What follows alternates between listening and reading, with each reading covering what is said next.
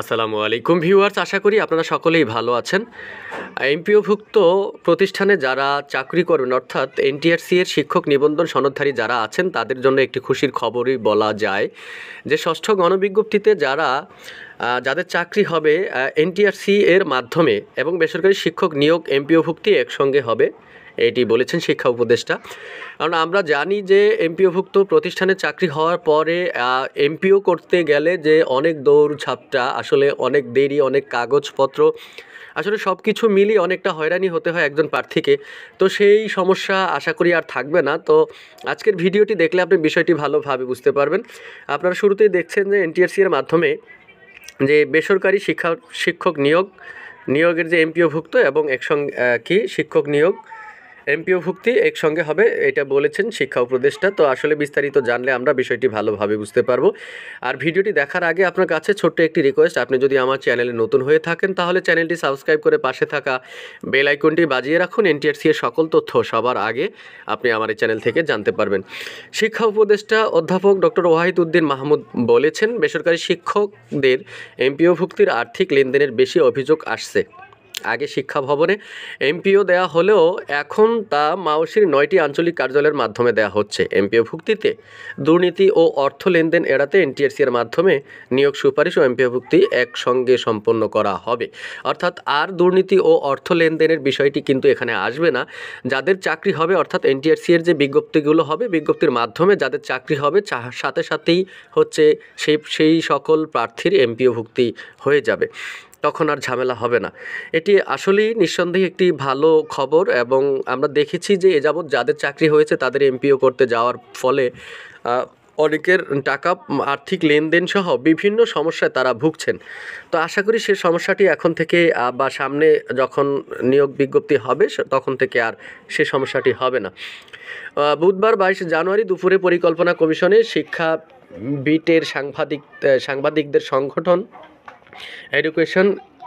Education reports association Bangladesh এর নেতৃত্ববৃন্দের সঙ্গে এক মতবিনিময় সভায় তিনি একথা বলেন।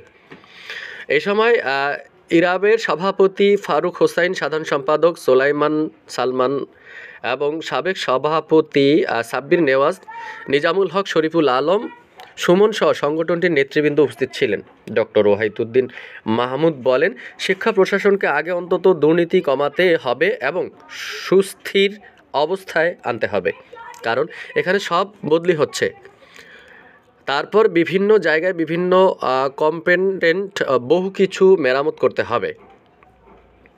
এরপর আমি যদি থাকি তখন আমার শেষ দিকে সবগুলো মিলে একটা শিক্ষা উপদেষ্টা পরিষদ হয়তো তৈরি করে দেব। তবে শিক্ষা কমিশন বললেই আগের ব্যর্থ শিক্ষা কমিশনের কথা মনে হয়, তাই আমি এটাকে শিক্ষা কমিশন বলতে চাচ্ছি না। তিনি বলেন, শিক্ষা প্রশাসনে দুর্নীতি একদিনে সমাধান করা সম্ভব না। আমি মন্ত্রণালয়ে একবার বলেছি সেটাকে দুর্নীতি মুক্ত করতে চাই, সেটি মন্ত্রণালয়ের সবাই শুনছে, কিন্তু শিক্ষার অধিদপ্তরগুলোতে যায়নি।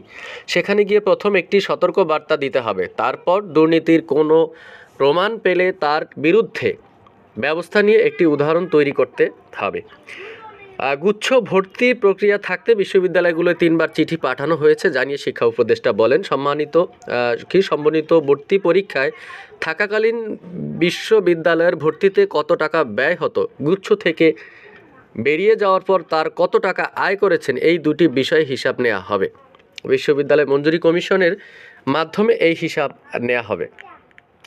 শিক্ষা সংস্কার কমিশন গঠনের বিষয়ে এখন কোনো চিন্তাভাবনা নেই জানিয়ে অধ্যাপক ডক্টর ওয়াহিদউদ্দিন মাহমুদ বলেন, শিক্ষা প্রশাসনের আগে অন্তত দুর্নীতি কমাতে হবে এবং সুস্থির অবস্থায় আনতে হবে, কারণ এখানে সব বদলি হচ্ছে। তারপর বিভিন্ন জায়গায় বিভিন্ন